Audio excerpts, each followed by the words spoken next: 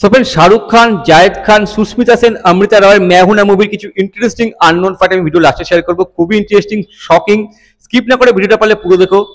আর এই সিনেমার বাজেট কত, বক্স অফিসে কত কালেকশন করেছিল, বক্স অফিসে কি বাজেট এনেছিল তাও শেয়ার করব। পার্সোনালি এই সিনেমাটা আমার কেমন লেগেছে তাও তোমার সাথে শেয়ার করব। সো ভিডিওটা পারলে পুরো দেখো, আর যদি ভালো লাগে তাহলে অবশ্যই এটা লাইক করে দিয়ে দিও। So friends welcome back to my channel. আজ 15ই সেপ্টেম্বর 2025 সোমবার সকাল থেকে তো ঝেপে বৃষ্টি হলো। কাল থেকে যা চলছে বৃষ্টি, মানে পুজোর মধ্যে এরকম বৃষ্টি ভাবা যায় না। এখন রোদ উঠেছে, ওয়েদারটা ভালো, ঠান্ডা ঠান্ডা ভাব আছে। আর সবাই মাঝখানে ভিডিওটা শ্যুট করছি। আর তো পুজো চলেই এলো, আর হাতে গোনা কয়েকটা দিন।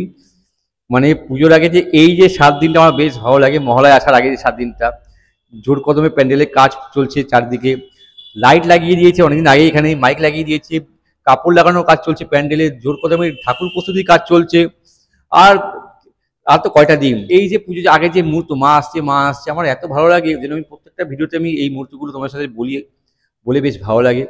আর খুব ভালো ফিল করি এই সময়টা। আমার প্রত্যেক বছর, আমার সারা বছরে এই মুহূর্তটা আমার বেশ ভালো লাগে, এই আগের সময়গুলো, মা আসছে, পুজো আসছে, এই সময়টা। তাই সবার মাঝখানে আমি ভিডিওটা শ্যুট করছি। সো ফ্রেন্ডস मैं हूं ना আজ থেকে 21 বছর আগে 2004 সালে 30 এপ্রিল রিলিজ হয়েছিল।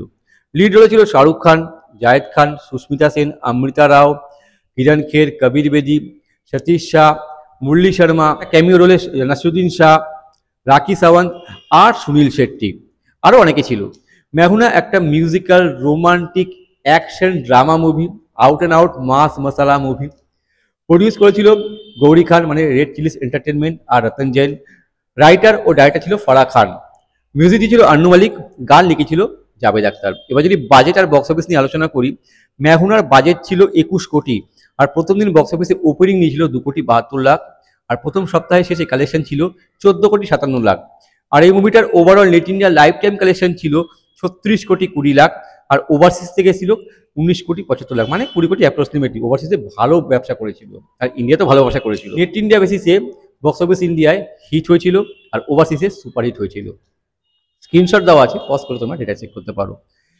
এবার যদি এই সিনেমার সঙ্গে আমার পার্সোনাল রিভিউ শেয়ার করি, আমার ব্যাপক লেগেছে। খুব ভালো একটা cinema, 100% entertainment guarantee.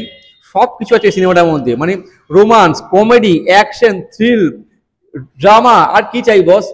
Perfect movie, সবার জন্য কিছু না কিছু এই সিনেমাতে আছে। সব রকমের অডিয়েন্সের কথা মাথায় রেখে সিনেমাটা বানানো হয়েছে। আমার তো ব্যাপক লেগেছে, শুরু থেকে শেষ অবধি একটু বোর নেই।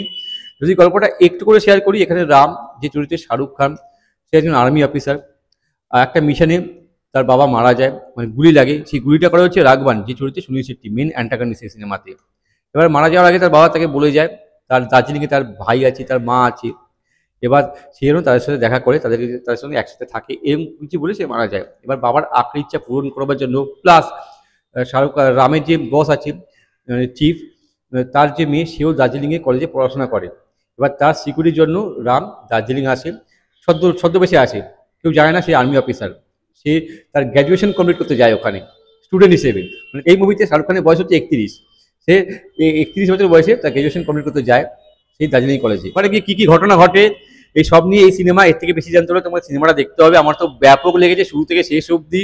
অনেক মুহূর্ত আছে যেগুলো দেখতে বেশ ভালো লাগে। যেরকম যখন কি ওখানে যখন যায় রাম, প্রথমে যখন সঞ্জনা, যে চরিত্র হচ্ছে অমৃতা রাও, আর লক্ষ্মণ হচ্ছে জায়েদ খান, যে নাকি শাহরুখ খানের ভাই হয়েছে সিনেমাতে, রামের ভাই হয়েছে। যখন ওখানে যাচ্ছে, সঞ্জনা মানে রামের সাথে বেশি কথা বলে না, পাত্তা দেয় না, পছন্দ করে না, কিন্তু সে আবার লক্ষ্মণকে মনে মনে ভালোবাসে।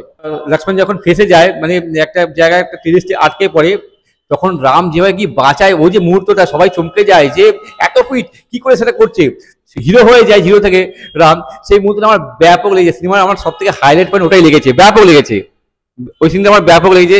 আরো অনেক অনেক মুহূর্ত আছে সিনেমাতে যেগুলো দেখতে বেশ ভালো লাগে। গানগুলো অসাধারণ সিনেমায়, সবকটা গান ভালো এই সিনেমায়, সবকটা গান ব্যাপক লেগেছে।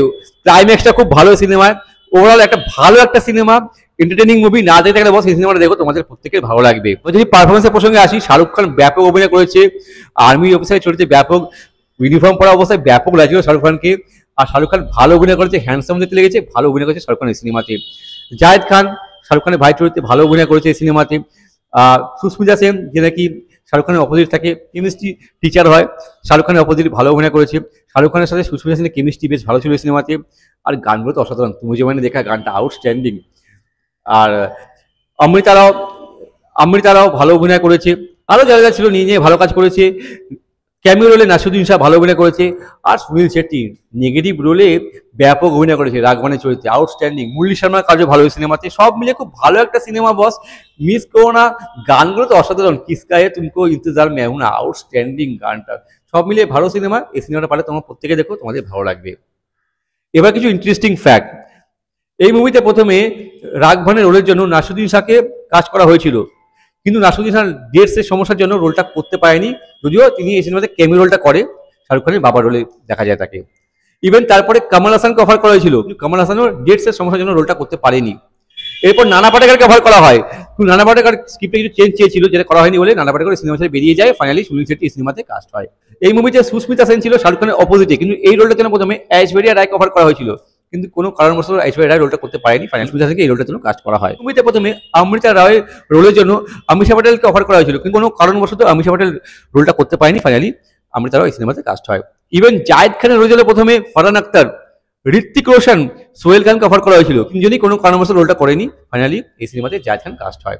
যদি ভিডিওটা ভালো লাগে তাহলে লাইক করো, শেয়ার করো, নতুন থাকলে আমার চ্যানেলে সাবস্ক্রাইব করতে পারো। যদি কোনো সিনেমা সম্পর্কে জানতে চাও তো আমায় কমেন্ট করে পাঠাও, আমি চেষ্টা করবো সেই সিনেমা সম্পর্কে ভিডিও বানাবার জন্য আর তোমাদের সকলের সাথে শেয়ার করবার জন্য।